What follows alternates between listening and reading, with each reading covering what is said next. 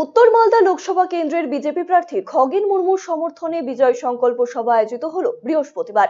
এদিন মালদার হবিপুরের কেন্দুপুকুর high school মাঠে আয়োজিত এই সভায় প্রধান বক্তা হিসেবে উপস্থিত ছিলেন বিজেপির বিধানসভার বিরোধী দলনেতা শুভেন্দু অধিকারী। এদিন প্রার্থীর সমর্থনে সকলের কাছে ভোট প্রার্থনা করেন তিনি।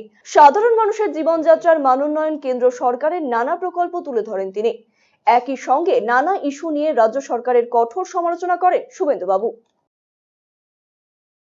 ভারত ভূমিকে শক্ত পোক্ত বলিষ্ঠ করতে, নরেন্দ্র মোদীজিকে আবার প্রধানমন্ত্রী করতে আমরা সবাই বিজেপিকে জেতাবো।